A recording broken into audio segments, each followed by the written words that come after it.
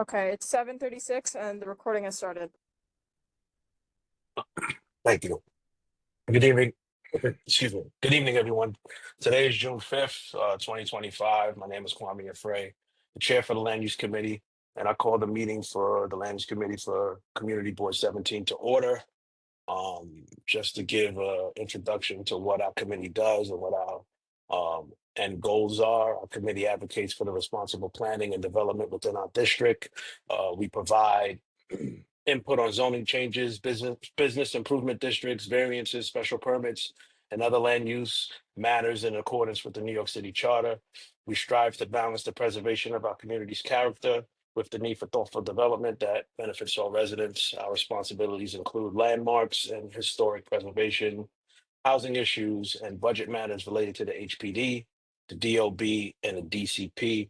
If you don't know what those acronyms mean, it's the Department for Housing Preservation and Development, the Department of Buildings, and the Department of City Planning. We will defer the approval of the meeting minutes for later on in the meeting because we don't have enough people here to establish quorum at this time. So I'll shift right into the chairperson's report. We'll give an update on the Coastal Carting Facility. As of the last general board meeting held on May 21st, the board voted to support the committee's recommendation to conditionally support the proposed work at the Coastal Carting Facility located on 1428, excuse me, 1481 Troy Avenue. A letter reflecting this position has been or will be distributed to the Coastal representatives as well as the elected officials who supported us in the request for further information gathering on the facility's current condition. The goal is with the understanding that the proposed improvements will enhance the operations and help address some of the recurring issues of that happen with how the facility currently operates. We will remain in contact with the representatives and will listen to feedback directly from the affected local residents and assess whether the proposed changes lead to improved conditions or if the project should receive this is if the project should receive the full approval from the Department of Environmental Conservation, which ultimately makes the final decision on whether the project can move forward or not. Another issue, the office was contacted by a representative of HPD regarding. Sorry, could you mute yourself? Echo, thank you. The office was contacted by a representative from HPD regarding Constellation Affordable Housing project. The project consists of 8 new construction buildings within, the project consists of 8 new construction buildings with approximately 96 residential units located across East Flatbush, Bedford-Stuyvesant, East New York, and Brownsville. One of these development buildings and 12 home ownership units are actually located within Community Board 17. The sponsor for the project is the Habitat for Humanity from New York City. And the program that they're using to get the project forward is the HPD Open Door Program. The project is seeking a URLIP approval for Urban Development Action Area Program with the designation and disposition. They anticipate possibly entering a URLIP application this summer and are seeking the feedback from our board. Unfortunately, the project team wasn't able to attend tonight's meeting to present the proposal. And also, I just want to take note that they haven't officially entered the application into the URLIP process. So they were trying to give us a heads up on what they were actually proposing, which is good, which is usually what we want. Should they actually put that application in, we will have to respond within 60 days. There may possibly be an extension given, being that it happened after June 1st, but ultimately a response needs to be given within the 60 days via the new rule that was put in place a couple of years back. So that may mean, unfortunately, which we hope won't have to happen, but we are blocking out some days in the early summer potentially. Should they file, we'll have to have a special session in order to address those concerns and whatever that project has to offer to make sure that we actually have our deadlines and our responses in place at that time. It hasn't happened yet, but should it happen, I'll keep you apprised of how that action develops. The best case scenario is that they don't file and they wait to give us a presentation in September when we're back from our recess. Last meeting, I received an inquiry about 1482 Brooklyn Avenue. There's some research on it. They did have an HPD violation, but it was some years back, 2013. It had to do with rodents and mice. It was probably when the property was occupied with tenants. Currently, it does have several permits filed on the property. It's proposed to build a new 4-story plus penthouse and cellar residential building. It has filed for all MEP, which is mechanical, electrical, and plumbing permits. They have been filed and approved. The owner of the property is a gentleman named Yoel Horowitz, and his company is Black Steel Developers.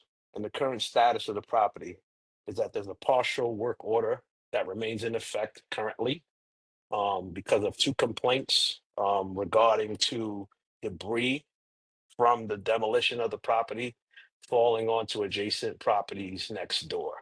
So that's the current status of that.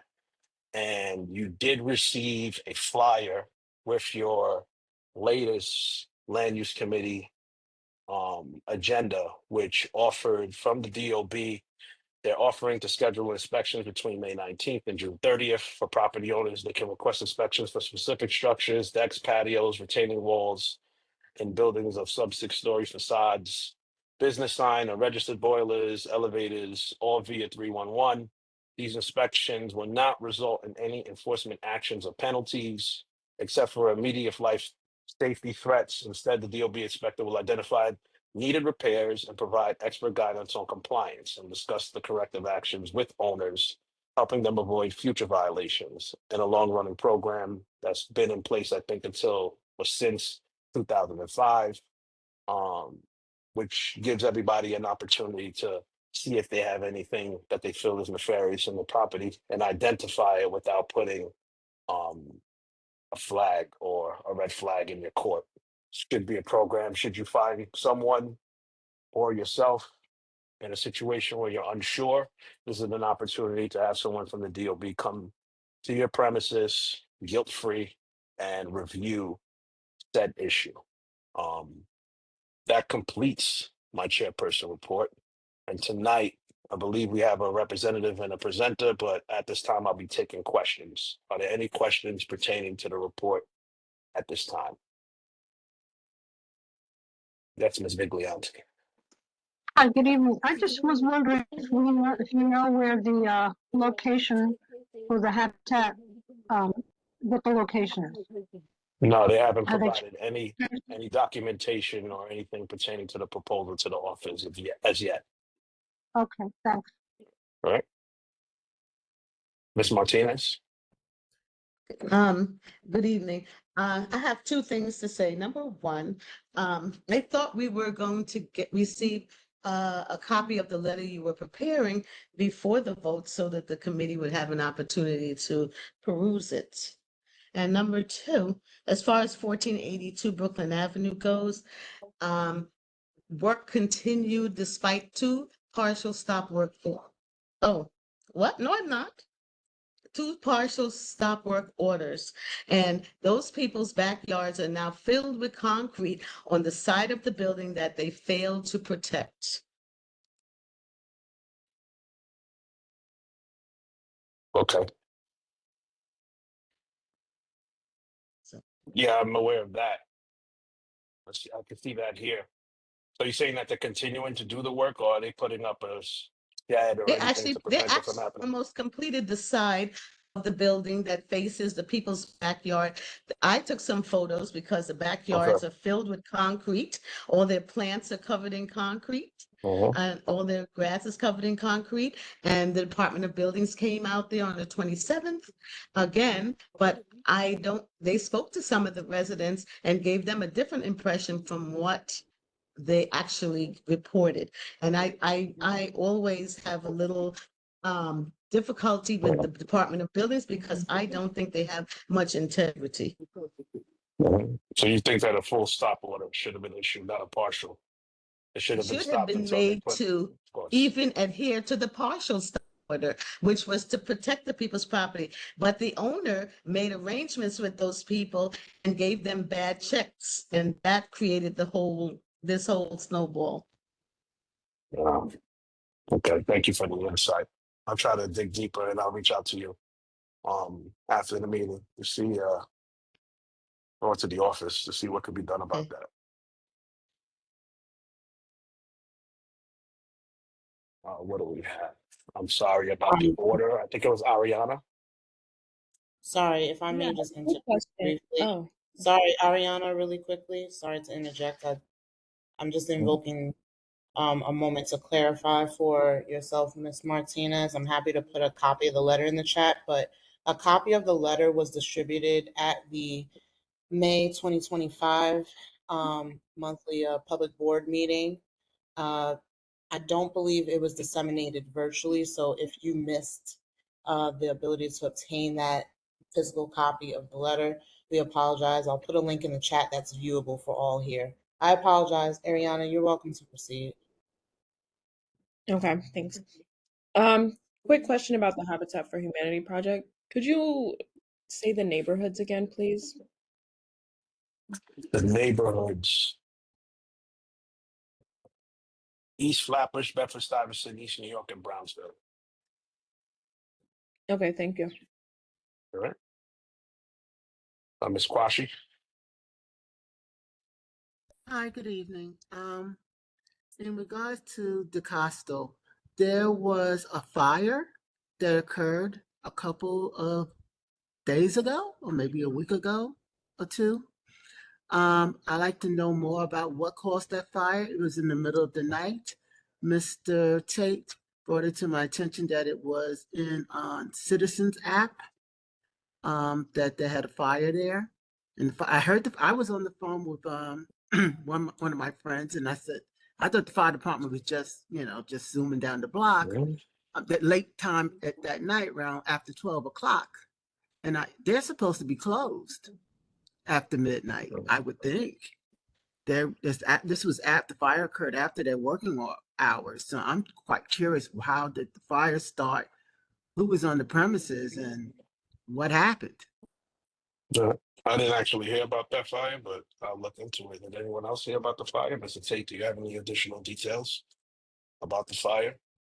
Yeah, well, that said, basically, they were able to shut it off without heavy equipment. But I did smell from my house. I could smell it. To me, it smelled like some tires or electric burning. But the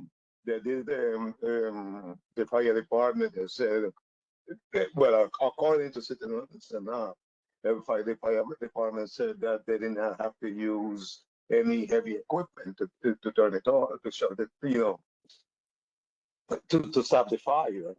But I have no detail, but I would be curious. I'm also wondering what caused the fire and was there. If no one was there, then that's a dangerous situation to me.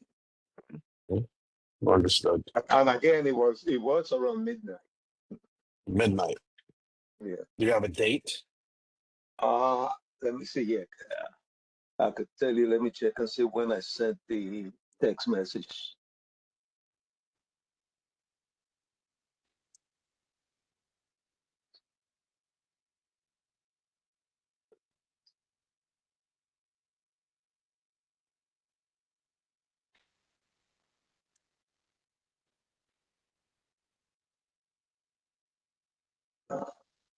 You could go ahead. Go ahead. Let me look it Okay. up while I look it up. Okay, I don't want to hold you up. All right. No problem.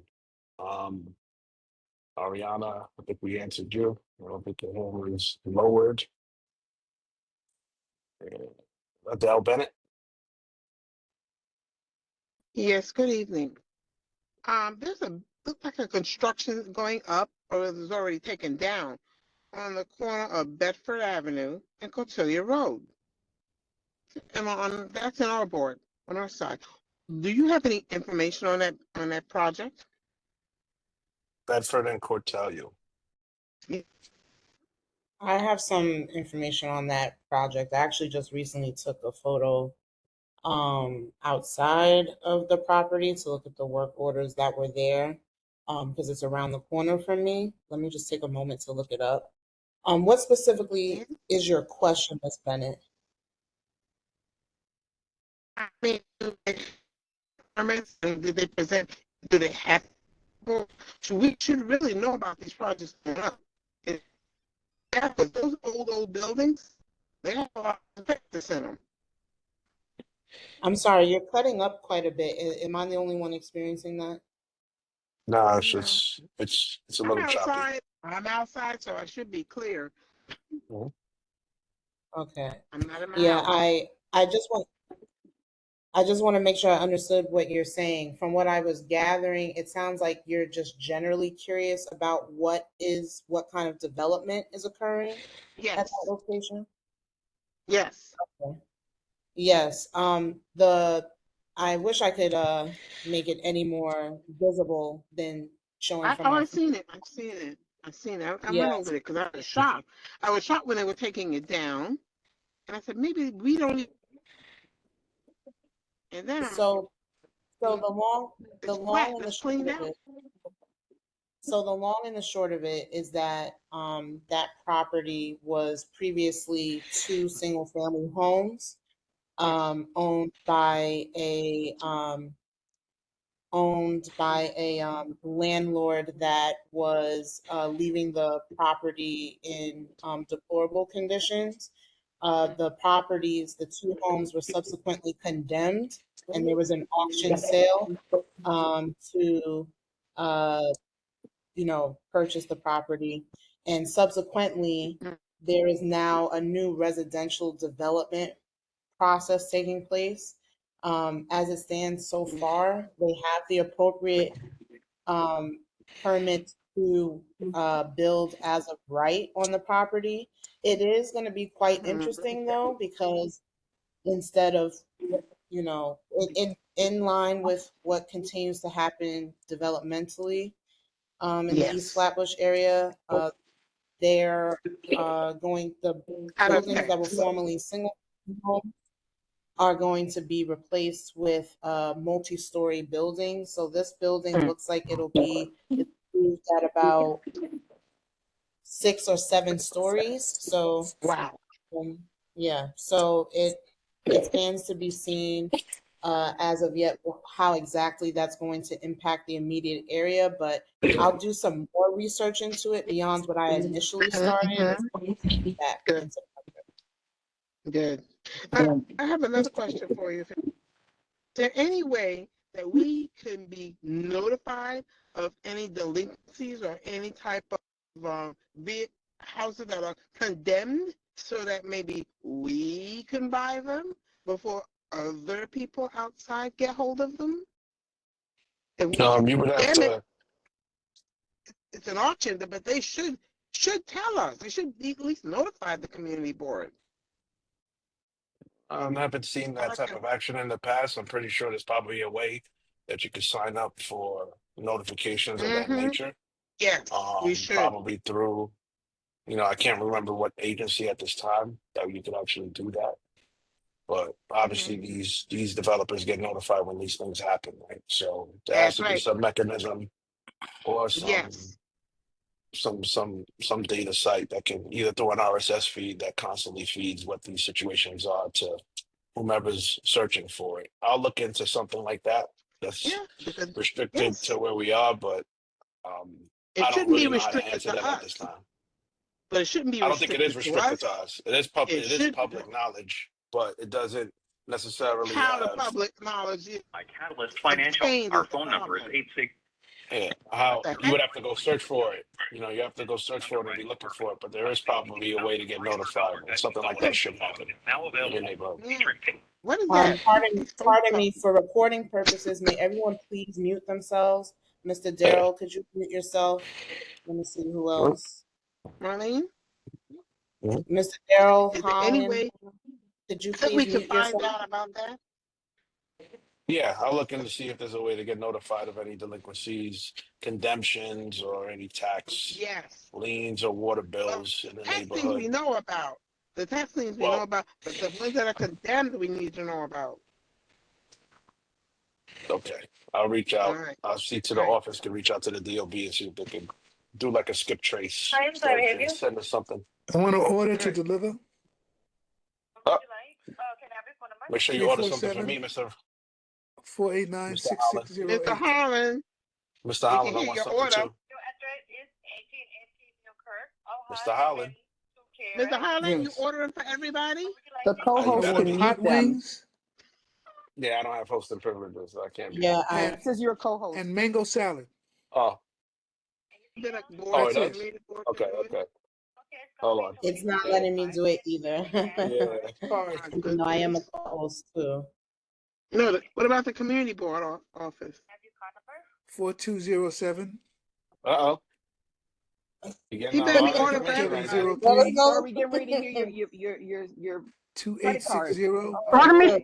salads, please. He can't 3538. hear us. I don't think he can Yeah. hear us. Holland, we want salad too. I can't even see his No, name. Which is 0430. odd. Notion, would you mind muting Mr. Holland, please? Only because we cannot at the moment. 946. Yeah, give me one. I got it. Yeah. You should order me something though. Sad. You We'll wait for got him to it. come back. Right, what- I what have a everybody question. salad. I have a question. Sure. I know somebody just mentioned about these homes. Sometimes you can get the list of foreclosed homes from the bank, but I find when you go to the bank, they never have it, or you have to go through a process. And when they do give you information, sometimes, most of the time, it's in someone else's hand that you have to go through. It's like a second person. So you really don't get it directly from the bank because they pass it on to maybe someone who is taking on that role, and you have to go to that person, and you never really get anything, walk away with anything from that second man. So you're at square one. The action, it seems like a lot of people don't know about the action when they have these homes on the block to sell. And that's something we probably need to work on to see how the community can work together and come together to do a lot of those, repurchasing of these properties from that was lost from low income families. Those are some we like to tap into. Mm-hmm. Yeah, because REOs are usually bank specific. So yeah, so finding something that's being condemned, we could probably Yes. contact the Department of Building because that's a permit that needs to be filed. That's something that needs to be distinguished from the Department of Buildings. They would have to notify us. If something was relating to like a tax lien or a water bill, then that would be the DEP. That'd be another agency. The issue is the Condemned REOs or somebody, well, condemns would be through the Department of Buildings, but the REOs are real estate owned properties by banks. There's not just one bank that owns it. So usually that's like done through, somebody that's filtering or going through city records, skip tracing, trying to find people's whose are list pendings or statuses and stuff like that, and trying to get the properties that way. I just got to see if there's it's the way it's done. Unfortunately, is this Yeah, the I way it's know. always been done? But I have to see if there's a way that we could also get that information and distribute it or disseminate it amongst ourselves, just so everyone Yes. knows and is aware. I'm sure there's a way, but that's a threefold problem, or a three-sided puzzle that I'm going to try to work on. See if I can get that. Hopefully, like a monthly thing that I can get that information sent or at least given to the community board in some manner, and I'll work on that. Is Mr. Holland back? All right. No, he probably still ordering food. So it's okay. Mr. Tate, your hand is still raised? Yes. In my hand. The actual date for the fire of the Costello was May 30th, last Friday night. And my apologies, it was not midnight. It was between 9:30 and 10 o'clock. What's the date one more time, Mr. Tate? May 30th, last week, Friday. Thank you. You're welcome. And you said the alarms came to the site, right? The fire department Fire came, department came? yes. Okay,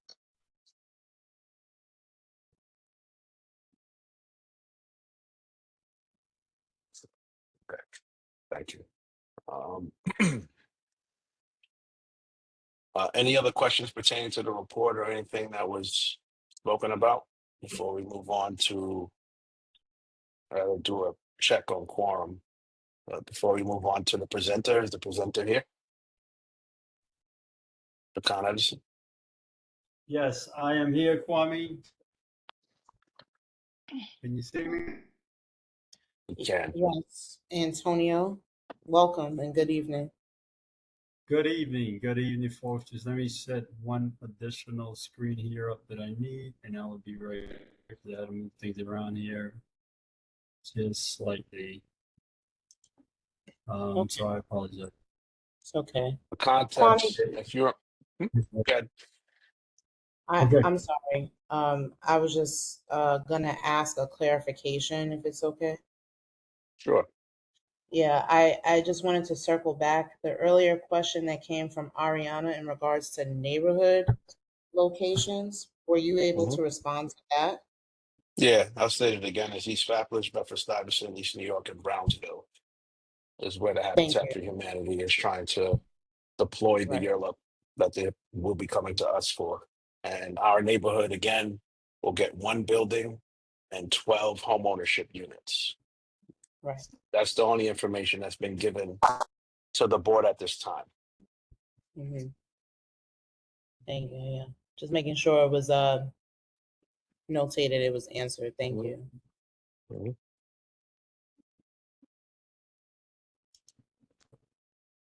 Okay, good evening, everyone. I'm just trying to share my screen so I can share my presentation. So just give me 1 second here. I hope this doesn't become too tricky.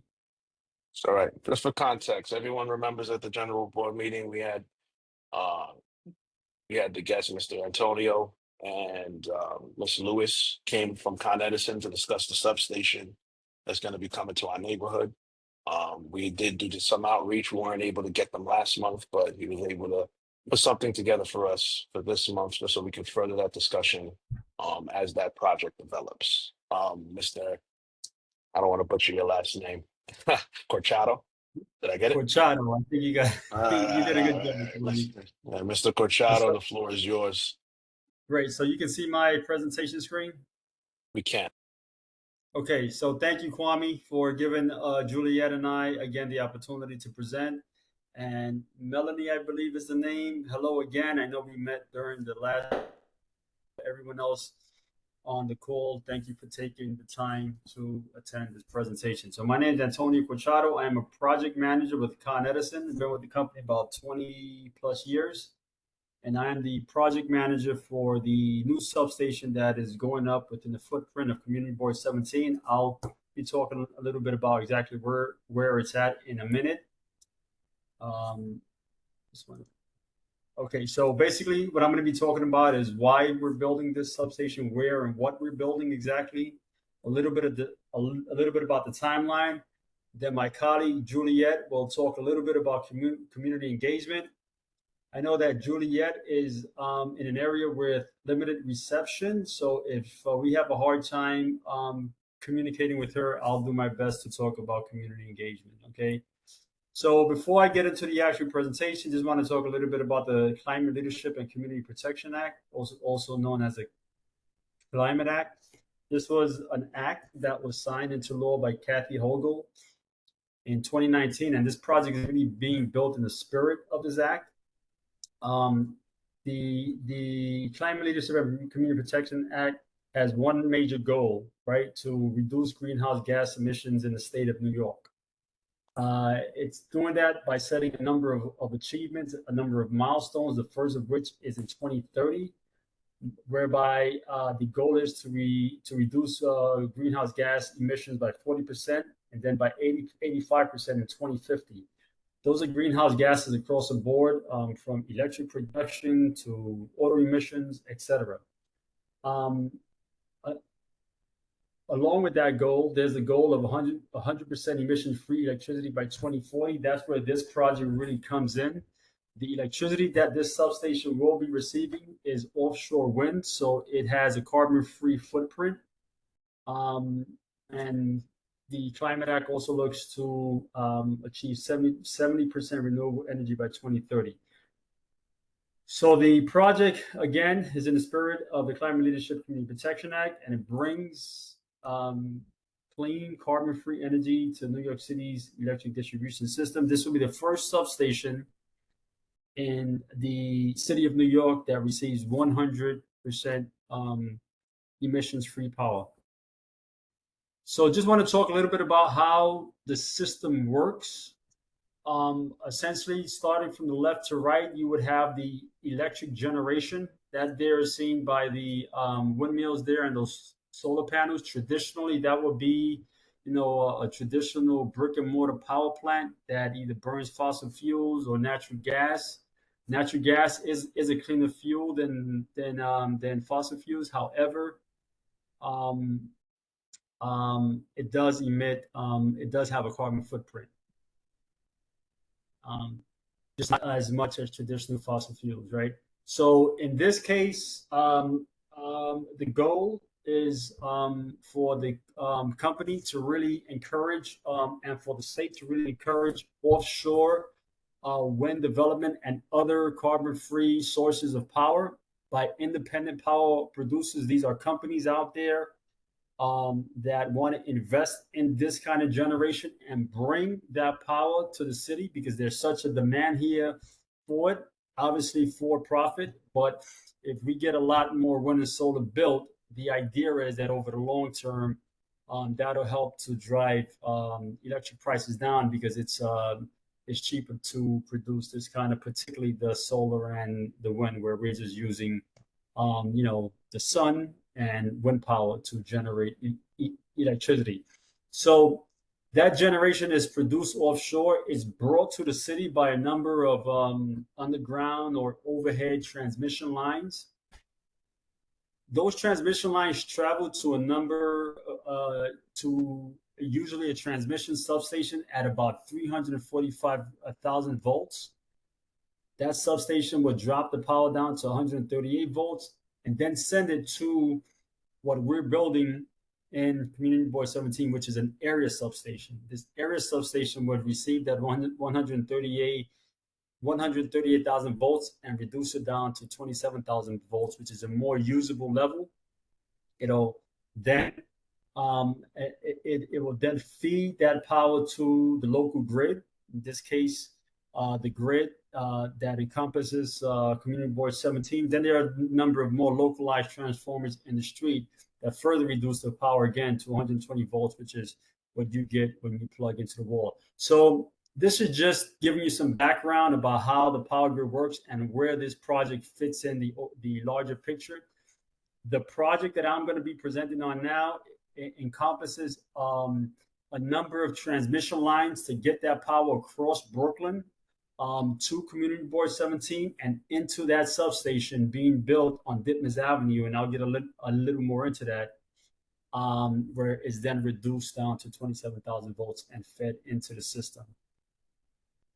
So why are we building this substation? Because it's required to meet a significant load growth that's being driven by new residential and commercial businesses, as well as increasing electric vehicle and electric heating loads. We just had here, as I was hearing a lot of the conversations you all were having about a lot of new development going on in your community zone, and that I would imagine is just the tip of the iceberg. What was discussed here is just the tip of the iceberg. I mean, I was born and raised in Brooklyn, so I know the amount of growth that Brooklyn is having.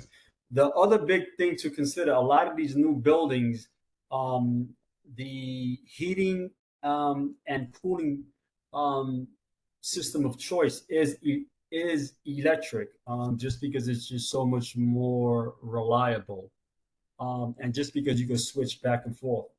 So the same heating system may be able to provide air conditioning as well. So electrification is real. Everyone wants to electrify their buildings. At the same time, we have a number of electric vehicles. You just ride around the city, you see all the electric vehicles. So that is all driving up the load growth, and Con Edison is required to beef up the system to meet that additional demand. So it's also required to address a potential overload to the transmission feeder supplying the Brownsville substation on Alabama Avenue. That substation is currently one of the primary substations that feeds the network where Community Board 17 is in. So that the transmission feeders that bring the power to that substation are due to be overloaded by 2028. So we want to, and I'll show you in the next slide, the idea is going to be to split the current Brownsville network into two. So that Brownsville substation will continue to feed sort of the eastern portion of what's currently the Brownsville network. And the southern portion, which runs around Carroll Street, will now become the 3B South network. We are calling it the Renson network. The substation that we're building will be within the Renson network at 3B South. That is where Community Board 17 is going to be located. So that larger network, again, is going to be split. The Brownsville substation, which is already up and running, is going to continue to feed half of what's now the Brownsville network, and the other half of that network is going to become the Renton network. And this new substation is going to reside within the network, within the Renton network on Ditmas Avenue, and it's going to provide a lot. It's going to be one of the substations that's going to primarily provide power to the Renton network. Now, it's important to note a lot of our all of our, for that matter, networks are interconnected, but obviously you need very local generation there to help supply the majority of the power to that network. But because we need redundancy in the system, we do interconnect our network. So if one network has more capacity that it can share, we open up a number, or we close a number of breakers to bring the power from network to network. And we have an entire district an entire department called District Operations and Local Control Centers that manage the power flows between the networks. So this project will bring resiliency to the what is now the Brownsville network, and to the more localized networks that encompasses Community Board 17. So where are we building this new substation? So as I mentioned before, it's on Ditmas Avenue, on Ditmas Avenue, Brooklyn, just east of Remsen Avenue. If you know where the Wendy's is, which is depicted there on the substation depicted here on the right-hand side. It's encircled, well, not circled, but within the red footprint there. That is the location of the substation. If you look just beneath that and to the left there, that's the Wendy's. I know a lot of people are familiar with that Wendy's, but we're right across from the Wendy's. The site was acquired in 2023. It was a 45,000 square foot warehouse. It was previously a commercial establishment. About 5 different establishments were there. A cleaning supply company, a wedding party store, a wedding party supply place, and a prosthetics manufacturer, and there were two other businesses there. They have since relocated. They are no longer there. Some stood in Brooklyn. I know one guy went over to Queens. But if you went there now, that building would not be there. We purchased this back in 2023. The building has since been demolished, and we are waiting our DEP permits. Now there are a number of permits that we had applied for. Most of them have been issued by the city. We're just waiting for one more permit called the Storm of Water Pollution Prevention Permit. The DEP has already reviewed our package for that permit and has indicated that it is in the process of being released. There was a number of communications back and forth between our engineers and the DP before they reached consensus on the approval, and we were just notified maybe about a week or so ago that they're in the process of approving. So so what exactly are we building? This is kind of an early rendering of what the substation is going to look like. I have another picture to follow, but essentially it's going to be new 27,000 volt area substations with 4 transformer banks. There's going to be a provision for a 5th bank for future load growth. 5 sections of switchgear. That's like the brains of the substation that allows a lot of the transfer of power from feeder to feeder. Currently, the status of construction, the site is demoed. The area is cleared. Like I said, we're pending permits, and here I show a number of the stakeholders for which we are awaiting permits or approvals. As you can see here, the MTA LIRR, there's a rail track that runs behind the station. We are in close collaboration with the MTA and LIRR.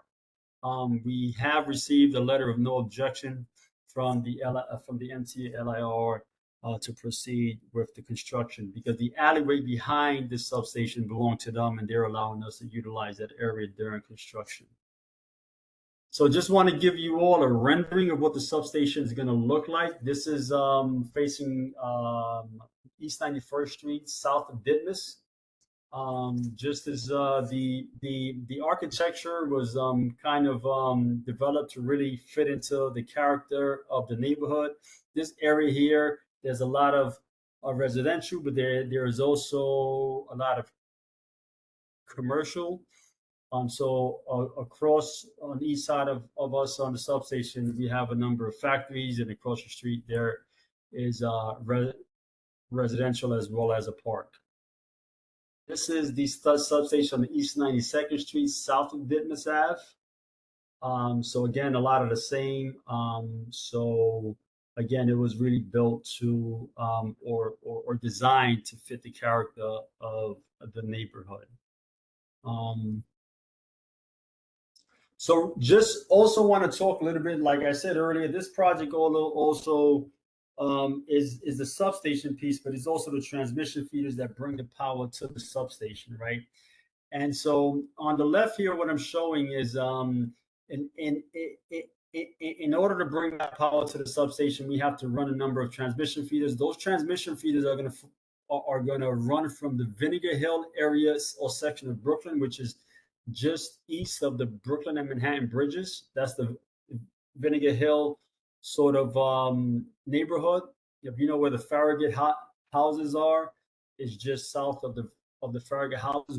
We have another project there, building another substation. That is a transmission substation that's going to receive that offshore wind power at a higher voltage. The 345,000 volts that I mentioned before is going to reduce it and send it across Brooklyn to the area substation, which is going to reduce it again to a more localized level.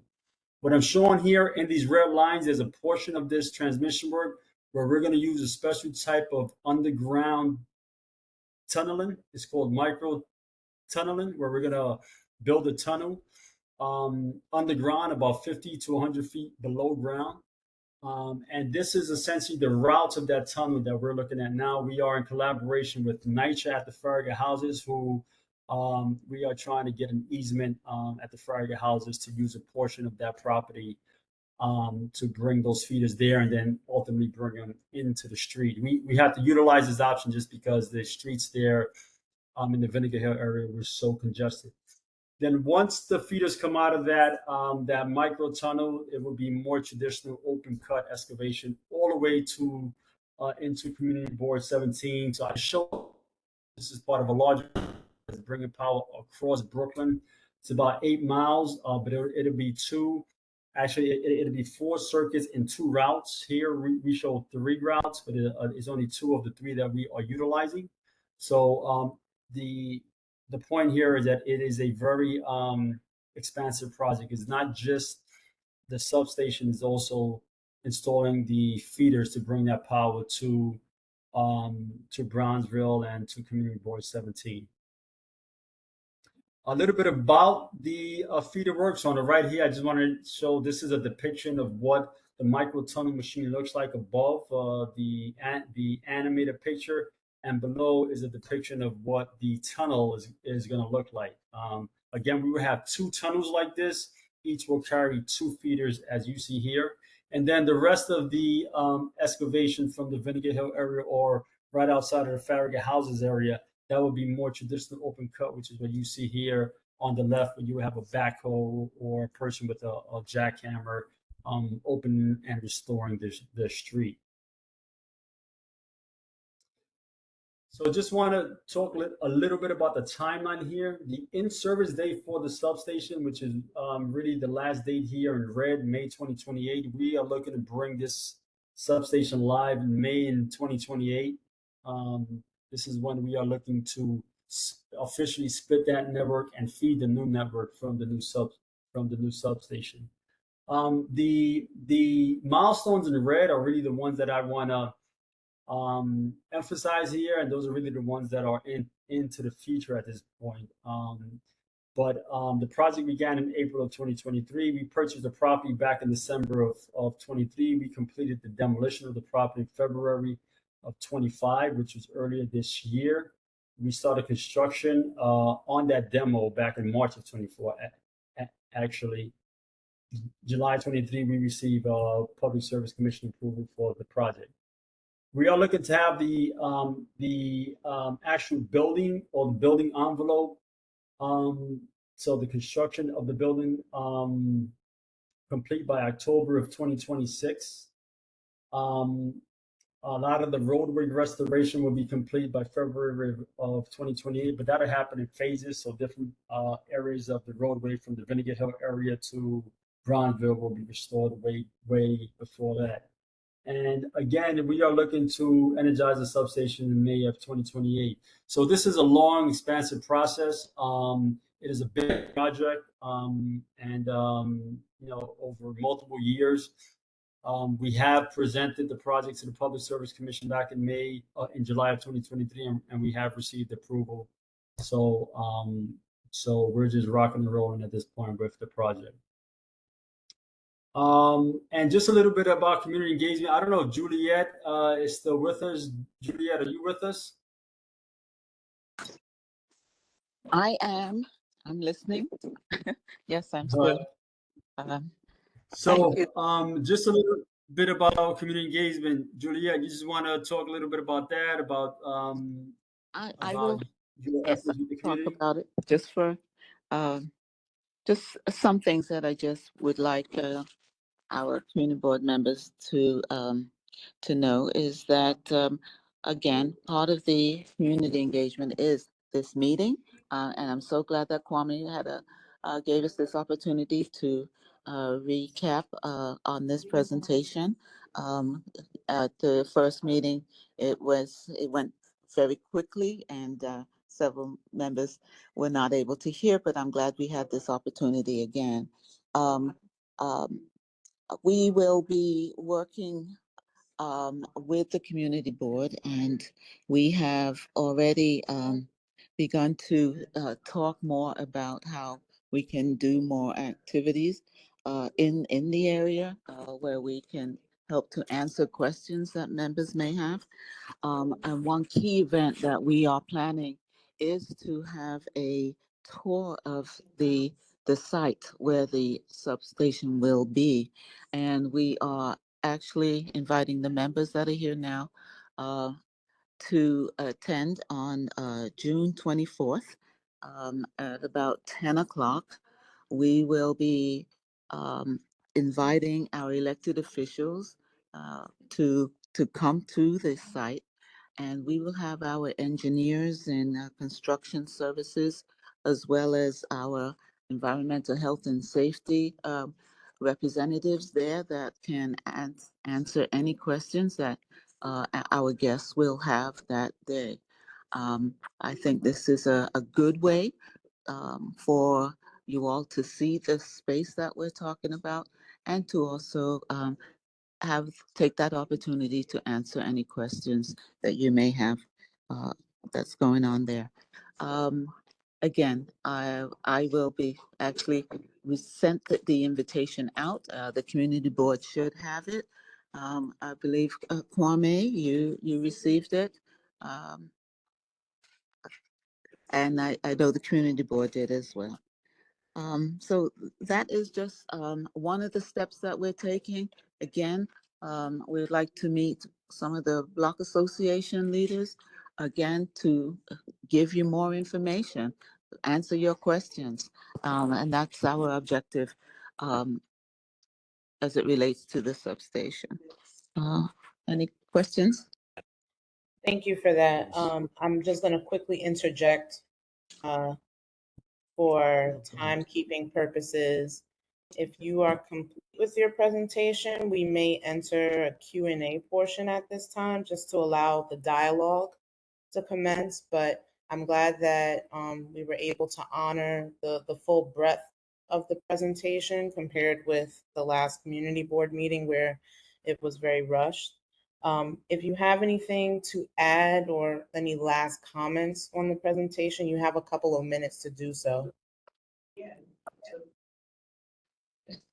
Just to add that we are beginning to compile the FAQs that we did receive from the last meeting, and to just make sure we have the right answers for you from that, and we will continue to have more.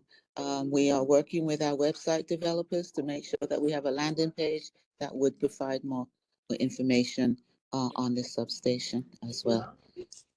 And that's all I have to say. And I just want to say thank you for this opportunity again. And I do hope that we'll see some of you at the site on June 24th. Excellent. Yeah, So same here. Really looking forward to being at the June 24th site tour. And you know, if you have any questions, I'll do my best to answer. Okay, very well. So everyone, I know that there's some questions that are on folks' mind. To help control for making sure we get to everyone and to know who has a question without it, jumping over anyone inadvertently, please use the raise your hand function in this chat to ask your question. If you are joining us by phone and are unable to use that function, we will certainly, once all hands have been raised, all hands raised have been addressed, we will be sure to do a sweep to invite anyone on the floor who hasn't had a chance to speak. And to control for time, out of respect to time, we're going to aim to wrap things up by 9 o'clock. So, there's about a half hour of engagement here if needed. So again, please use the raise your hand function and we'll go in order from there. Thank you. I got the order. Well, I can't really see the order, but I'll do it in the order that I'm visualized in. The first hand is Hazel Martinez. You're acknowledged.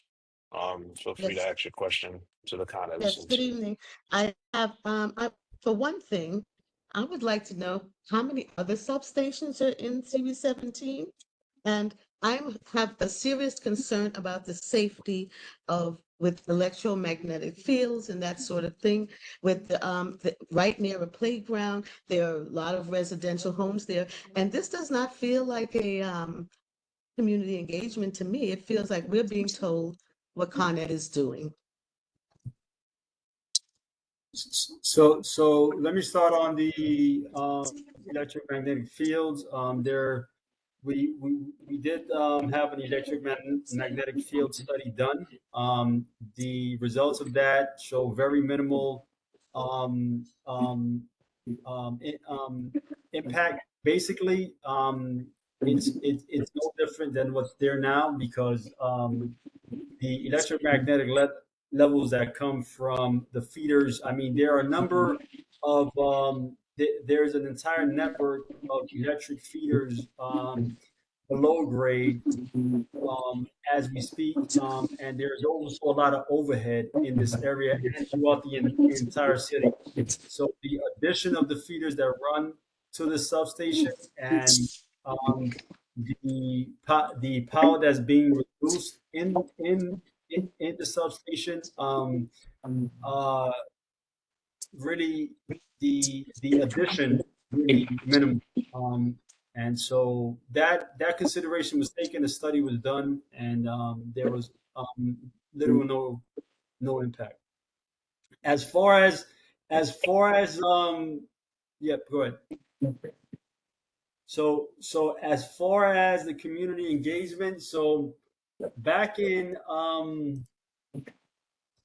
May of 2023, so when we acquired this property, we acquired it. We at the time we had a willing seller. The owner of the storage warehouse was a willing seller. He wanted to sell the property to Con Edison. We did have to go through eminent domain process because um, um, there was a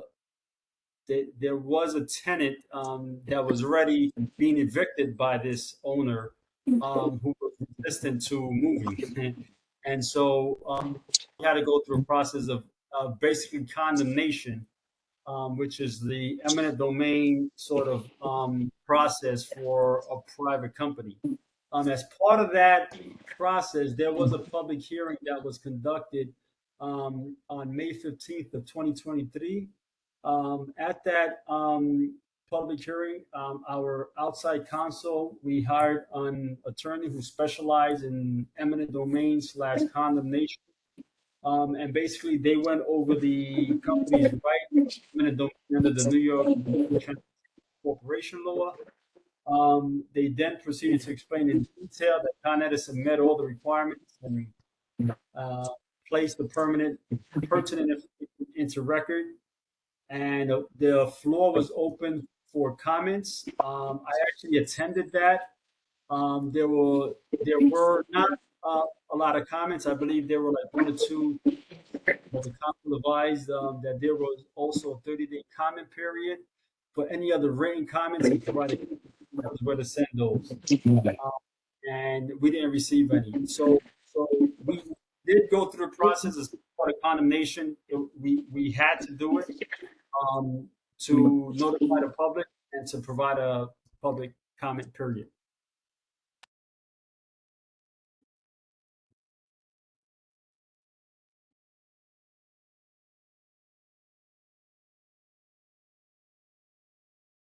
Okay, thank you.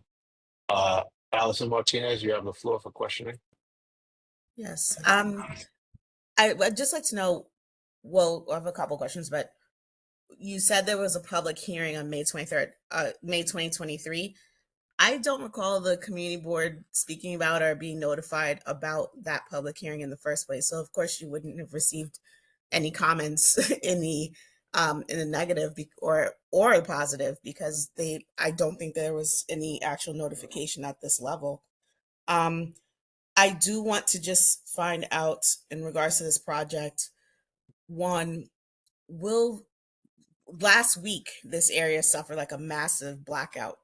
So I want to know, like, this substation, will there be any actual hyper local benefit to actually alleviating the concerns that community members have about brownouts and blackouts that have occurred frequently in this area, where transformers are constantly breaking or whatever is happening with them, and that not being part of like an infrastructure project?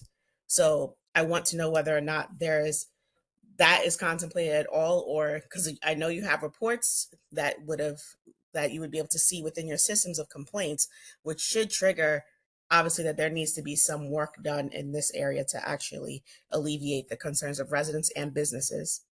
And then regarding the community engagement itself, while it's all well and good to have this June 24th 10 a.m. meeting, most people in the community would be at work. That's a Tuesday morning, which means that most people who would be directly impacted, like the residents in the vicinity who live there, who should be notified first. I'm not even clear that notices were sent to them about this project or the meeting that you're proposing. That probably most likely would not be a good time for most people. So it seems to me you would try to find like maybe like a Saturday or an evening time as well to complement the other meeting that you're having, so that you can actually get the breadth of of the residents who are most directly impacted.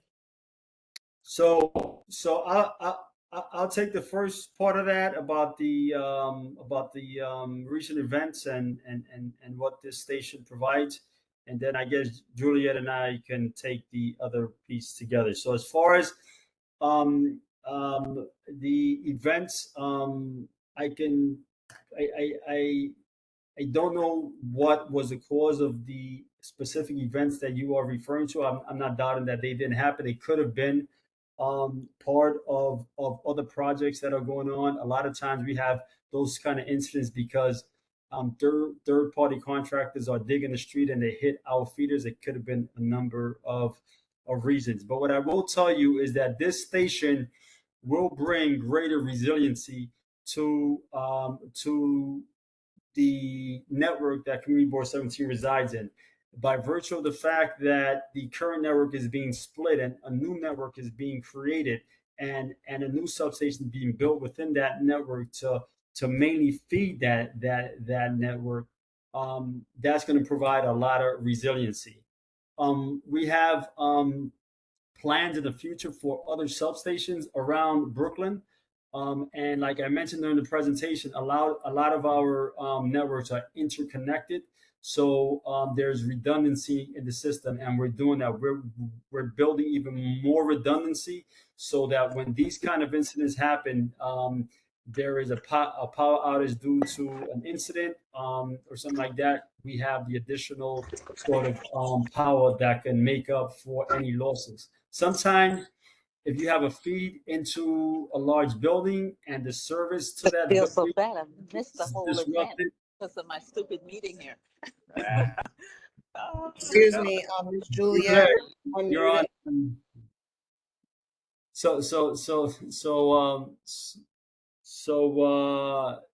So yes, this substation is going to build resiliency into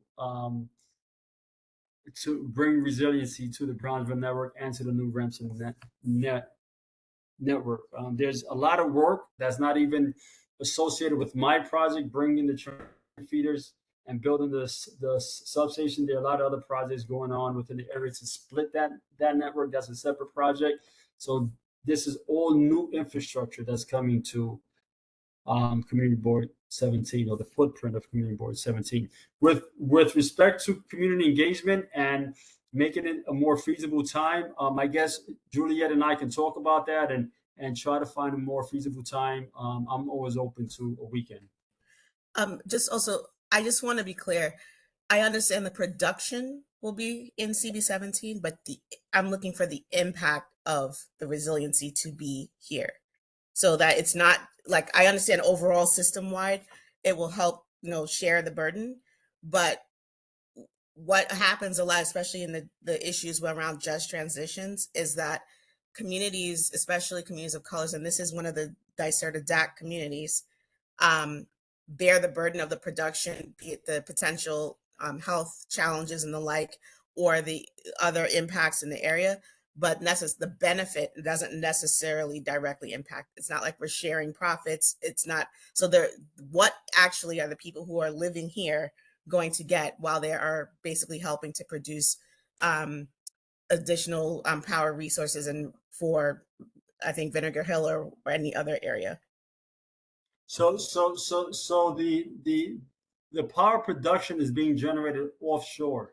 Those are those independent power producers that are building offshore windmills, particularly off the Long Island Sound, and those transmission feeders are being built, and those other independent power producers are paying for that infrastructure to be built into the city. So the power is being produced outside of the city. In theory, New York City, if there are additional power producers that build generation offshore, which is what the hope is, you will see less power generation within the city.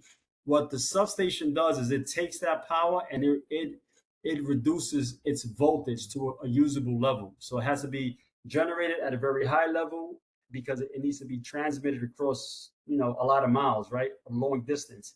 Then when it gets to the load pocket, it's then reduced, and that's the the role of the substation. The one of the benefits is it's it's a also an environmental justice issue, right? I mean, for years we have had power plants within the city emitting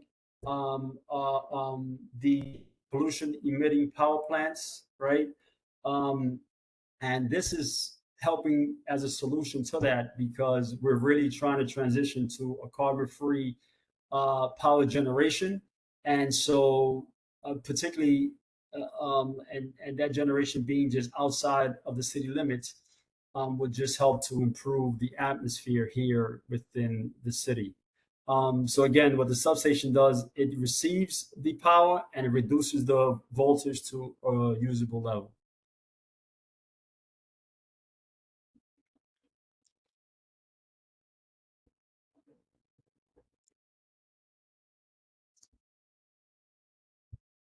Sorry, yes, I was just waiting for some noise to pass. Khadijah? Good evening, everyone. I have a few questions. First question is in regards to you talk about building transmissions or feeders throughout from Vinegar Hill through Farragut all the way down into Ditmas, right? One of the concerns I have is stormwater and drainage.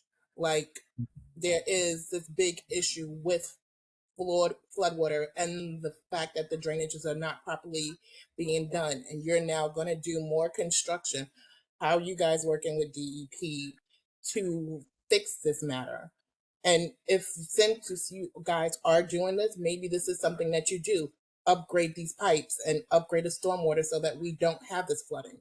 The other issue I do have is with this being here, we hear that you say that it is safe, but there's nothing publicly that you've given us to say, hey, this radiation, whether these electromagnetic fields do not have long-term effects for residents who live in this community.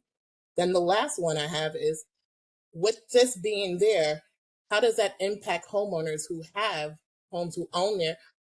Does the property value of their homes now go down or go up? And if it doesn't, if they are going to lose the loss of value, what are you going to do for these homeowners? So in terms of the first part of your question, the pipes, this is purely an electric project on the electric side. We are the DEP is aware we can't start any of the work unless we have permits from the DEP, namely a SWIP permit, a stormwater pollution prevention permit. It's an entire pollution prevention plan, and is very thorough. And so we are actually we just got approval from the DEP for that. We're waiting to actually receive the permit in the next week or so. We've been working with them for the last couple of months. When we install those transmission lines, there's a sort of an analysis that's done to identify the best places to install those pipes, and there are city rules for trenching the streets of New York City that require you to remain a certain distance from other sort of infrastructure, and so we have to adhere to all that. We shouldn't affect the current infrastructure. If the current infrastructure, like I get it, I hear all the time about issues with the sewer system and whatnot. Those are, I would honestly, I would punt those questions to the DEP because they have a whole host of plans to beef up their infrastructure as well. But this is purely an electric project. We try for things not to interfere with any of the current gas or water or sewer system, and we adhere to all the clearances that we need to keep from those to keep us away from those systems. And then that wastewater pollution prevention permit, it's essentially a plan for how we need to manage any wastewater that we either generate or any storm water. So obviously there's a path that the city has laid out for when it rains. If we are in the footprint of that path, then we have to, the plan would require the contractor to divert water to where it's supposed to be going. So that's all factored in. As far as the electromagnetic study, it was done. I will look into the possibility of maybe sharing the results of that. So I just got to go back to our engineering department and discuss that with them. And then as far as the impact, so this facility is replacing is a commercial facility that's basically within the footprint of what was another commercial facility. Given that it is bringing more power generation to the neighborhood, I would have to assume. I really don't know what that does to the real estate values. I think that it wouldn't have any impact, but as a matter of fact, I think it would have the opposite. If anything, bringing more resiliency to the neighborhood, which fosters more growth within that neighborhood, which would then help to improve property value. So I think that it can only be for the better. I hear everything that you're saying, but because you don't live there, you don't see it. And I think that you guys need to invest more time in seeing that neighborhood and seeing when it rains, what happens and the impact it has on the whole entire community. The concern I do have is you're still not addressing, because all these things that you guys have done since 2023, not a neighbor, and I live in this neighborhood, I've never received a letter, an email, anything, or even a phone call to say this was what's going on. And for me, I think it's the accountability and the transparency that you guys are not doing to people who live in this neighborhood and deal with enough as it is, because that neighborhood deals with already, it's commercial. We're dealing with trucks. We're dealing with it being a commercial neighborhood. We're dealing with a park. We're dealing with school kids. And then you're bringing this, we're dealing with the MTA RR coming in here. We already had to deal with this project when it came to the BJ project, the Gateway project. And for you to say that you reached out or you did a public hearing, it's very disingenuous, because not a homeowner or a neighbor or tenant ever received it. And in this neighborhood, it's predominantly residential homeowners. There's no apartment buildings over here. Gotcha. Understood. I know that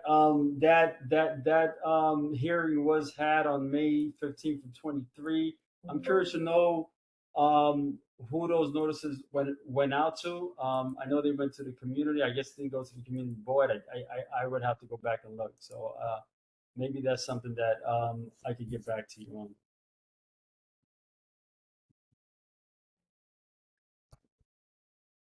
Thank Honestly, you. that's a criticism for the Public Service Commission, because they should require that. Oh, okay. Right. I will say that there was what we call a WINS notice that was sent out by our construction crew, but by our construction department that oversees the contractor. And I don't know if Juliet is still on, but I know one went out and it was supposed to be posted with the local community board. So I would have to go back and look at that and ensure that they go out. If it didn't, I apologize, but I was told that they go out. I hear what you're saying, but even just the simple, you send us a bill every month.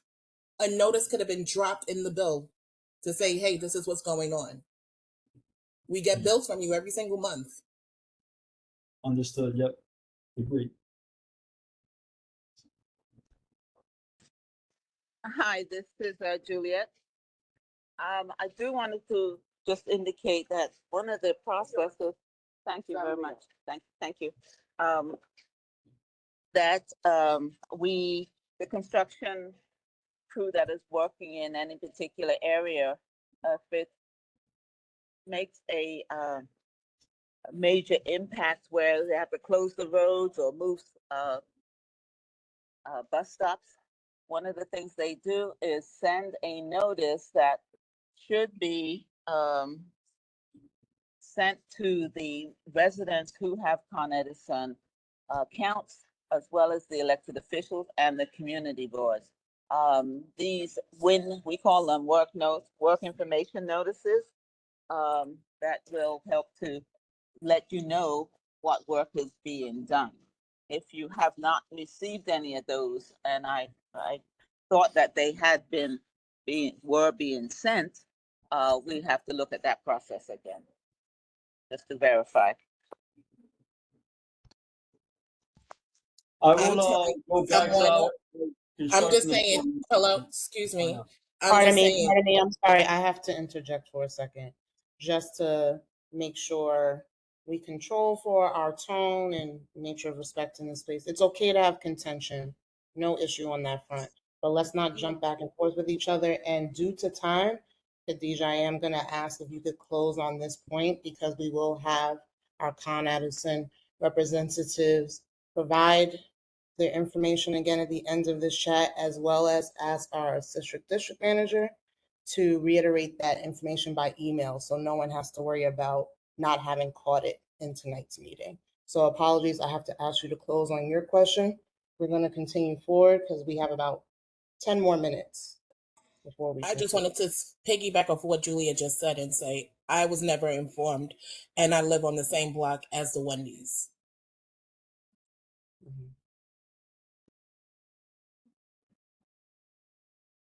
Thank you. Leonie L. Yes, good evening. This is Leonie Logan. I'm the block president on East 40, Progressive Block Association between Farragut and Glenwood. I'm also on public safety and sanitation committees. And I just want to echo what Ms. Allison Martinez said. Mr. Corchado mentioned that the project will bring resiliency, but it seems that because we've had at least 3 power outages recently close to each other in our neighborhood, it seems the project is making our current grid in CB17 less resilient. And so I'm wondering if there's any assurance that we can get for any more diminishing power outages. We've had a senior on this block with the last power outages that missed a step and is in the hospital, ended up getting her, she had a broken hip.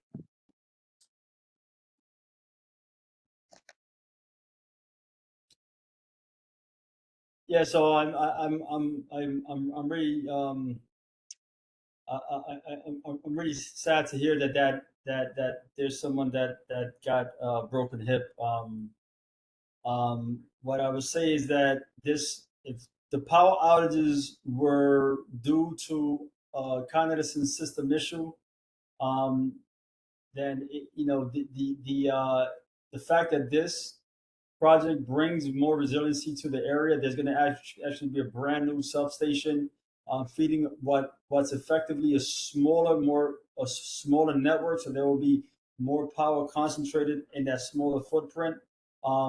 That just speaks to the fact that there's going to be more resiliency than before. As far as this project contributing to any power outages that happen, right now everything that's occurring is not connected physically to the existing grid. That's going to happen later in May when we make the final split and the final connection to the network.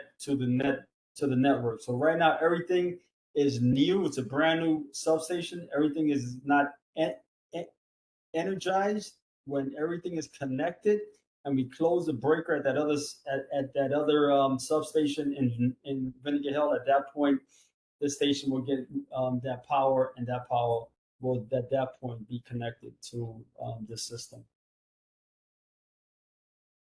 So like there's, for lack of a better word, there's like not a connection between this project and any um, other disruption in the electric grid.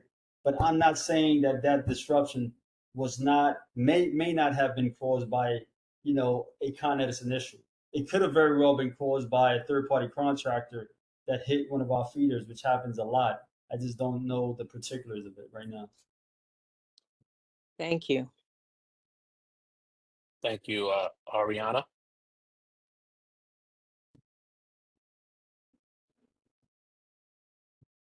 Hi, sorry, my computer was frozen. In regards to the blackouts, this is not my question, but I'll say that I think this previous one was caused by a feeder being disrupted by a third party. But typically in this neighborhood, over years, we see blackouts and brownouts that are caused by issues with Con Edison and its capacity, usually in the summer. But my questions are, I have two questions. One being, it seems like this area was, I guess, really desirable, seeing as how you went through eminent domain. So what about the location is preferable for the project? That's one question that I have. And the second question being, it's good to know that the electromagnetic fields were studied. Can you let us know what other possible impacts were studied and determined to be safe for the neighborhood, including noise pollution? Thank you.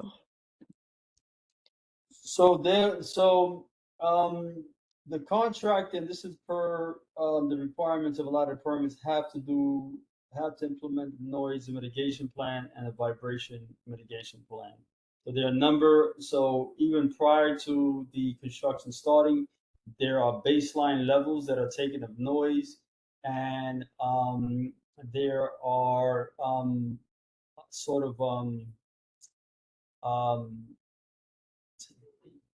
there are an analysis is made of existing conditions, right? And during construction, there are monitors that are set up, and those monitors essentially pick up on if there are any, for example, in the case of vibration, if any of the major structures in that area are being affected or receiving too much vibration. And if that's the case, then the contractor has to come up with a plan to reduce that, right? So there is a vibration mitigation plan that's set up, and there's a base level of where conditions are prior to the construction starting to compare those levels to. Same thing with the noise. There was a noise baseline taken by our subcontractor Tectonic. They actually go out and they set up these noise monitors, and they sort of create a baseline of what the noise is prior to construction, and then during construction, those levels are monitored. Now, obviously, there's an expectation that the noise levels during construction are going to go up somewhat because of the nature of construction. What we don't want is for those levels to get out of control. At the same time, if there is a lot of noise, if for the people that live right near the area, if there's too much noise or there's something going on, you can reach out to public affairs, and we will get in contact with the crews and try to get back to you with respect to why there's so much noise. There may be a certain part of the operation that requires it, but in the construction field, there are issues with noise a lot, and how we try to address that is when those issues come up, we work with the contractor to try to reduce the noise level. Okay. I don't I think, sorry to cut off, because I think I was specifically more talking about while the facility's operating as opposed to construction. I think construction, there's probably expected noise, but like while the facility is in operation. Yeah.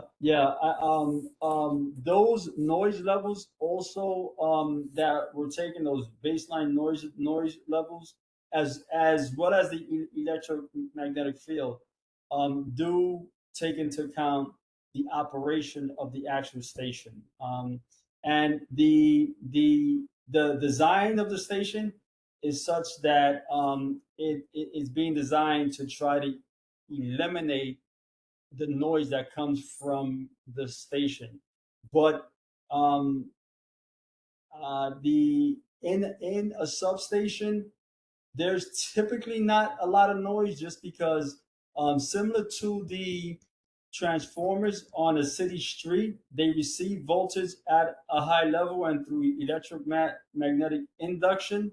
That's how the transformers work, and that's somewhat of a silent process. There is some humming, but it's usually when the transformers are old and need to be replaced. In this case, we have brand new transformers. Once that station is in operation, there's not going to be a lot of noise coming from the station. Okay, thanks. And then my second question, which I guess can be a quick one. What about that specific location was so ideal for this project? So there were a number of locations. So we knew that we wanted to split the Brownsville network. And we knew that we wanted to put a substation within the new Remsen network. There were a number, and so we were looking for a residential area, right? And we were looking for a minimum of 45,000 square feet, which is what we needed to build the station that can provide the capacity that we were looking for. There were a number of different pieces of property that were identified, and of all the pieces of property, this was the one that kind of fit the best in terms of where we needed it and what we needed. This wasn't the only property that was looked at. There was another property that was right on flatlands. There were a few of them. Some of them didn't pan out because we did not have a willing seller. In this case, this one worked out nicely because the owner of the property really wanted to sell it, and so everything worked out nicely, and the location was where we needed it. But there was a process to pick the location. Okay, thank you. Absolutely. Thank you. Just rounding out, and in the interest of time, I am going to answer the next 4 questions. And if someone from your team could actually acknowledge the question that's in the chat, that'd be great. I have my up too. I'd like to ask a question. I was going to acknowledge you if you allowed me to do that, Ms. Viglianti. So sorry. I thought you said you were ending it. Sorry. I didn't say that. Gad, the floor is yours. Oh, me now? Yeah. Yes, me? Oh, okay. I just want to make 2 statements and then I have a question. Eminent domain and community engagement seem to be at odds with each other. So that's just what I wanted to say. But my question is about the tunnels that are going to be built. I don't know if we've talked about that. Where are those tunnels going to be built, and how you have a vibration mitigation plan and a noise mitigation plan, and how does that impact the tunnels being built, and where are they going to be built? So those tunnels are being built on the other side of Brooklyn. Just east of the Brooklyn and Manhattan bridges. I mentioned that just to show sort of the scope of the larger project. And so, because to be quite honest with you, in terms of construction, those tunnels pose the most challenging part of this project. Although the construction of this station is quite challenging. But they will not be, they'll be about 8 miles away from the footprint of Community Board 17, so no impact on you.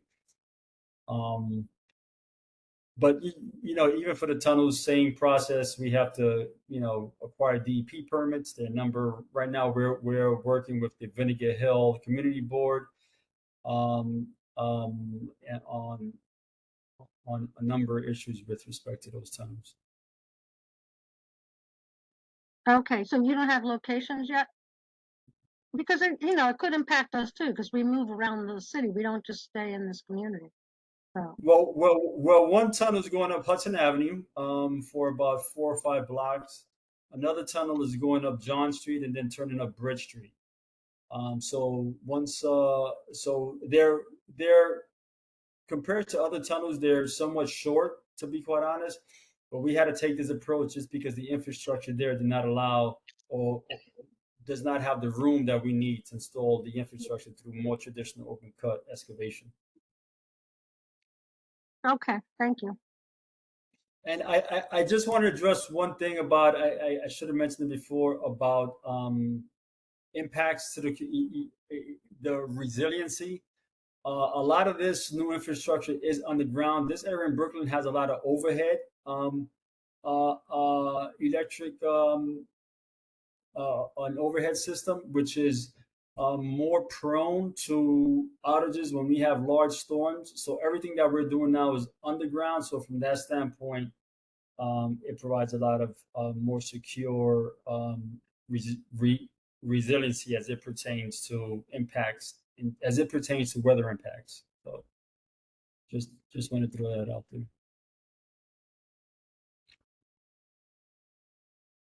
Thank you, Adele Bennett. Oh, yes. It's in regards to the field study report. Is there any way that we can get a copy of that since you have the government? I'm quite sure you can provide it to the elected officials. Miss Adele, sorry to interject while you're speaking. It's hard to hear you. So I didn't want you to continue and we can't hear you properly. Can you hear me better now? Yes. I would like a copy of that field report. You're requesting a copy So- of your environmental impact statement. Yes. Basically everything pertaining to the development of the building infrastructure, any sound, any engineering, any electromagnetic. We're just formally say that we're going to request that now. Yes. If you can, it is permissible for you to share that EIS study with the community board. I'd appreciate it. So Let I me can go get back that out and talk to my engineering team and just get the permissions to release it. Appreciate Maybe they'll it's really not like my call. I mean, they've released stuff like this in the past. And Yeah, I sometimes they understand. overadapt. I understand. If feasible and if allowed, we would appreciate if you could share the EISs, and that'll probably Sure. help answer a lot of the questions. Kwame, can they release Yes. it to the public officials? If they release it to us, we can then decimate it and share it as we see fit. So Yeah, I'm going to we'll make speak sure to that one of the public officials and see if they can get it. the utility release it to potentially if they don't. I mean, Mr. Corchado, you just contact me and see if it's feasible for you to allow it, and then to release the statement to our organization. And if not, then we'll try to go through one of our electeds to see if you're released to them. Yes. Right, I'll give look me into a that. day or two and I'll get back to you, Kwame. I have your email. Appreciate that. Thank you. Ms. Kwashi. Hi, thank you. I just have two questions that I'm curious about. With this station that you're building, is there any tie-in to the MTA project, the IBX project as a prerequisite? Is there any tie to the which project? I'm The sorry? project that you're doing, does it have any association with the IBX project that the MTA is planning to do in our community? Oh, no, it does not, but we are aware of that project and they are aware of our project. So the projects are not connected. The footprints don't overlap at all. I understand that the rail track behind the station is going to be utilized as part of that project, but there is no impact. Okay, because I would assume that they would be using your electricity to run the trains, so that would be new overhead for you. Yeah, well, I mean that's quite possible. A lot of the MTA uses our power. We have feeds to a lot of MTA facilities. The MTA also produces their own power, so either our power supplements theirs, or they have reserve power and they use ours, or they use their own power and our power supplements theirs, or vice versa, I should say. Okay, because I just wanted to make sure that what you're putting in is not going to rob us in the future. No. Understood. And also, my second question, which you mentioned, I was smiling at, is that we do have infrastructure that is above our heads.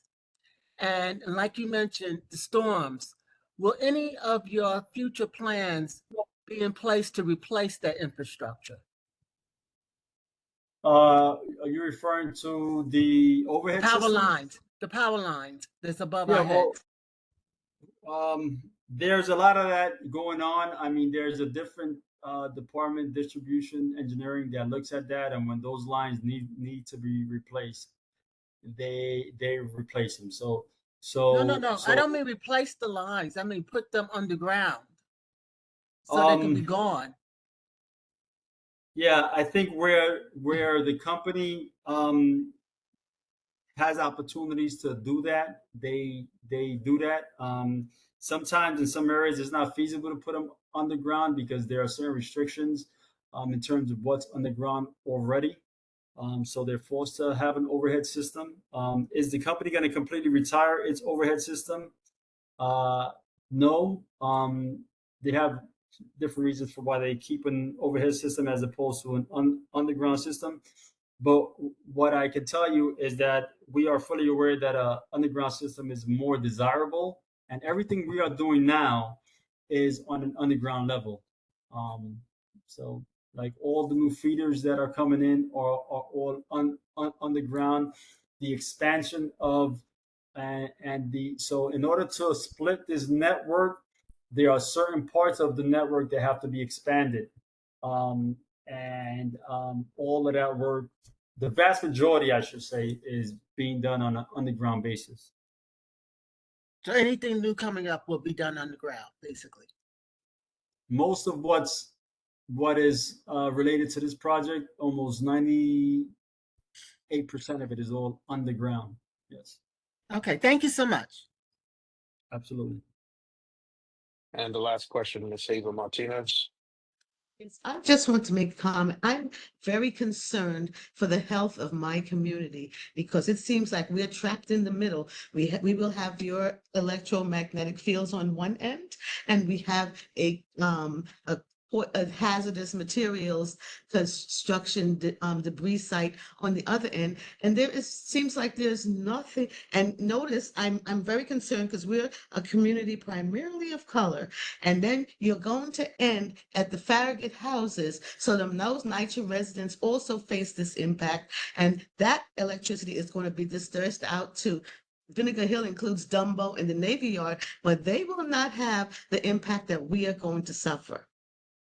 And I don't think that anyone considered us or cared. I'm sorry you feel that way, ma'am. What I will say is that in the Vinegar Hill area, we are actually building a transmission substation. I think I mentioned that earlier. I know I ran through it pretty fast. That transmission substation is called the Brooklyn Clean Energy Hub. It's a separate project being handled by one of my peers. That station itself is about 4 times the size of this station. It is going to be one of the primary hubs where a lot of this offshore wind power. There are a number of developers that want to bring this power to New York City, and that station is being built to feed the 4 feeders that are going to feed this gateway substation. But there are going to be a number of other banks in that Brooklyn Clean Energy Hub that are going to run feeders throughout Brooklyn. There's a feeder going to the Court Street network. There's another feeder that's going to head towards sort of the Ridgewood area, which is like Brooklyn, Queens area. There's a new substation that we're building on Nevin Street that's going to go online in 2029. So there are power needs throughout the city, and the company is looking to those needs. They're trying to build where they have to build. Are we going to get any power from any of those?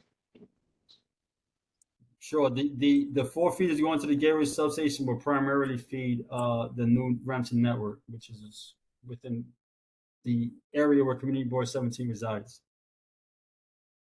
What about the old Webster and Steppers network? Thank you. Let's see. Quite Sorry. possible since all the networks are interconnected. Okay. Yeah, sorry. I was just gathering the other questions inside of the chat. What I'll do in the interest of time is I've gathered a couple of the questions. We'll make sure I gather all before I close the chat this evening. And get them over to Mr. Corchado's team so he can answer them, and I'll have those distributed back to you. Yeah. So I'm sorry, Melanie. You had something to say?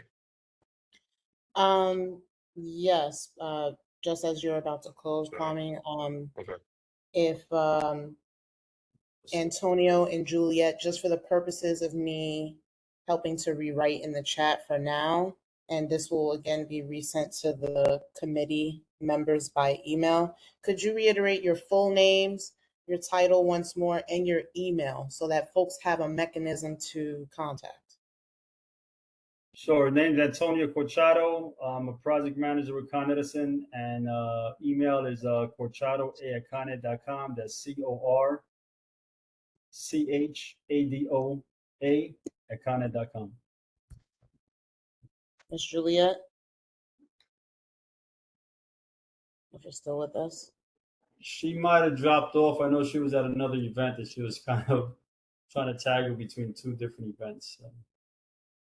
Okay. Would you be able to provide her info? We'll do it by email. Yeah, I think I have her email information, so I can close the loop on that. But yes, we'll get those questions over to you. And like most projects and like anything that's going on now, this is just the beginning of that conversation. This won't be the last time that we'll be meeting with Mr. Corchado's team in reference to the substation that'll be coming. It's just the beginning of the conversation and open dialogue. Once we get back some questions and some answers that we send out there will be follow-up, and there'll be follow-up as the project develops. Even though we're going into recess, we will get some feedback back about additional dates on the walkthroughs. But right now, there is the date for the 24th, I believe, at 10. I'll do my best to try to attend that one, and any subsequent visits or any views will do better. We did get a late committal to them having them here tonight, which is why we didn't get to notify the residents. But as the conversation continues, we'll try to dial into the residents that won't be directly impacted by the substation so that they can be present and ask their questions. All right. Thank you, Mr. Corchado and Ms. Lewis, for coming through. Hopefully we'll see more of you, hopefully in the fourth quarter. Should you have any additional information, or would you like to inform us of any progress? Appreciate you having us tonight, and have a good evening. Yes, thank you. Thank you all. Thank you. Bye-bye. Appreciate it. I will get those questions over to you in the morning. I did copy a few of them, but before the chat gets closed, and if you could aid me, Melanie, and just copying them yourself. Yeah. All right. Cycling back into the agenda for the evening. The next step would be unfinished business. Is there any unfinished business that we'd like to discuss for the last meeting for the community board for fiscal year 2025? Khadijah's hand is raised. Khadijah, you're acknowledged. Hey, I have a quick question in regards to, I think I brought up the homes that were burned down on East 37th, and it seems like they're all trying to sell their homes because they do not. Yeah. Because of the fact that a lot of the money was eaten from. I'm aware of it. I'm in contact with the assemblywoman now to see what can be done about it. It's a really tragic situation. It's a unique situation for anybody that's involved with it. It's not really something I could understand, but it does seem like something wasn't done above board there. It seems as if one or the collective insurers for all of the lots each individually carried the burden for the lot, even though it was caused by one individual property owner. And you are correct. I am in communication with some of the tenants there. I am in constant communication with one in particular, and I'm trying to see what can be done. But a lot has been done already, and unfortunately, we were notified about it a little bit late in the process. But I have been bringing it to the elected officials' attention to see what can be done. But you are correct. It does appear like a lot of the, or one of the only options that a lot of the residents do have is to sell, which is unfortunate.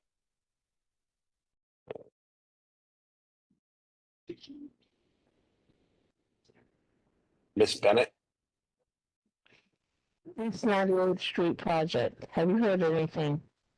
I haven't heard a thing. That's it. Unfinished. Just to be Okay. clear, the letter that for De Costole, was that actually sent out already to them or just approved? It's just been approved. Hasn't been Okay. distributed yet. Okay.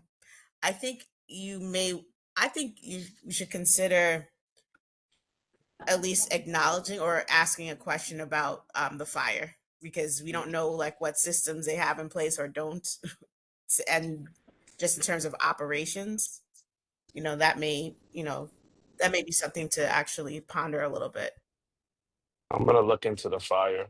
I'll try to see where and why and how it potentially started. I don't want it to be or accuse them on an official statement about a fire that could have been in an adjacent property. I really don't know. So if I do get more information and it does land at 1481, yeah, I'll consider adding that before it gets distributed. Fair enough. Could you put that in the land use chat? Your decision on that? My decision on what? Putting that information, what you find on the Discoli fire that occurred, and whether or not it's going to go into the letter. Okay. Thanks. No problem. Any other unfinished business? Yes, one thing. At the mayor's forum, the Brooklyn director of DCP mentioned that CB17's rezoning was going to have some life. I don't know what. Have you heard anything about that? Has DCP reached out to you, and what have they said in relation to like that in context of City of Yes and all of that? I haven't received any notice speaking on the subject. I am aware that we did get some portion of a rezoning, like everyone else did, I think, but I haven't seen any motion or been notified about anything progressing that conversation. Okay. Can you make a request for that then? Can I request? Yeah, sure. I can reach out to our liaison at the DCP and see what the status is of. I actually want to know exactly where and how they're going to rezone. I think they did give us some information pertaining to that, so I can reach out. Yeah, because we need to be like actively in those conversations, not just waiting for them to tell us what they did.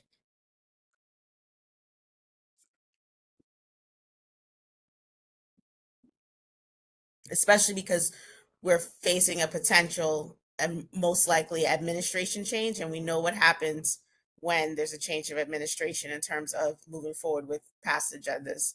So, and what the wait time could end up being. So we need to be more aggressive.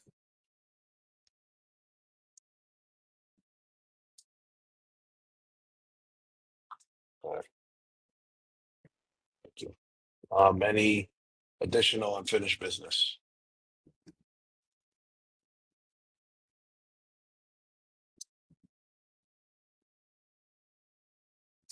Moving on Before to you new guys business. adjourn the meeting, I just wanted to make sure I'm that not- minutes were I'm voted going to on. do the minutes. Yeah, I'm going to do the Okay, minutes. great. I'm going to move the minutes. Roll call. Yeah, the minutes are going to be the last item I'm going to do. So I'm just moving on to new business. Mr. Tate? Yes, if I recall correctly, they had mentioned that they were supposed to be they were using a building in our CV17 area do something with the those lithium batteries. Not exactly clear, but I do remember that Mr. Reddy mentioned that somewhere in the 50s they were going to be. I don't know if anyone is remember that, because I was wondering. Yeah. East 51st Street. East 51st. Between East 51 between Farragut and Foster. If my memory serves me. Okay, where do we stand in that? Yeah. I haven't been Yeah, notified about. how much power is that going to draw from this new substation? Can I ask, Yeah. is that the same lithium battery place that the other community did not want, CB18, that was protesting? Yeah, about everybody's it? fighting. Everybody's fighting there. Is it the same one, or is it here now as opposed to there? No.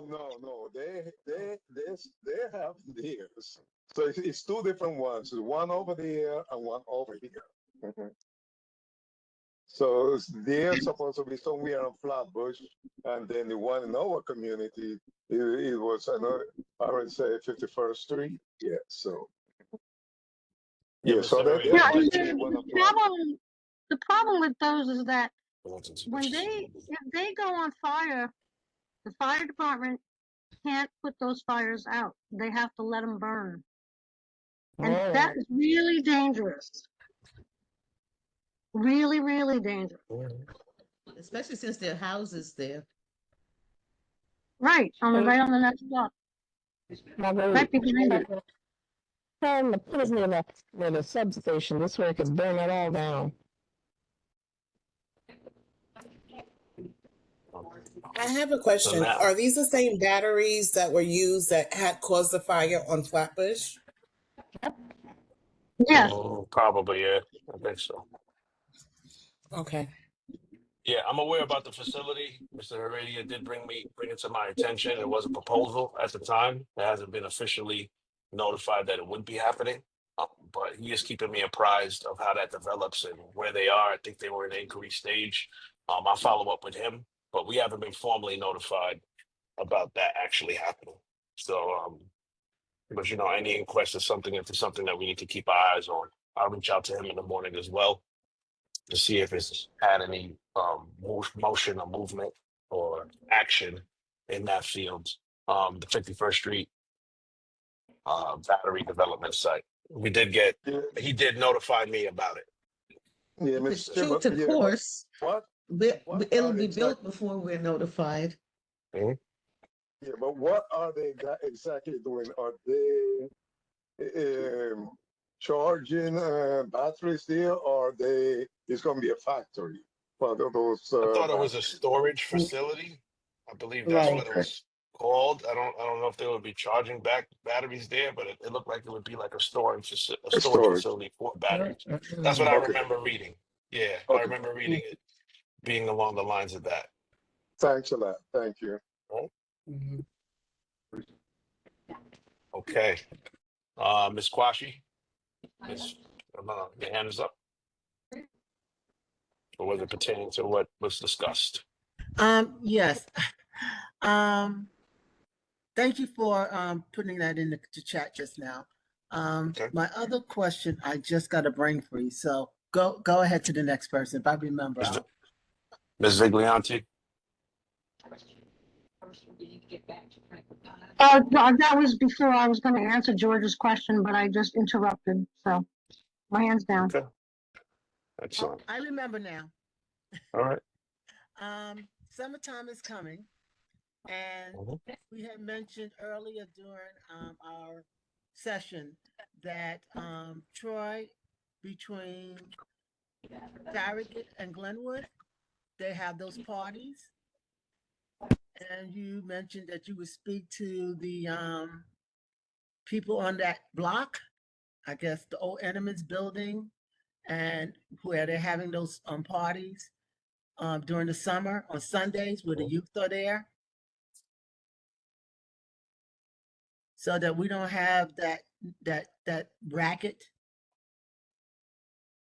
Okay. And also I had an incident just last night where they had I guess, I don't know where they were coming from. I'm not going to assume they was coming from the place across the street from my house, but they pulled up in front of the Fazios, and I guess it was prom night for them, and they decided to go out to stand up and up, I can't talk, up in the roof of the car where they have the little opening, the sunroof, and start twerking and dancing all in the street with the music loud around 12 o'clock last night till about 1.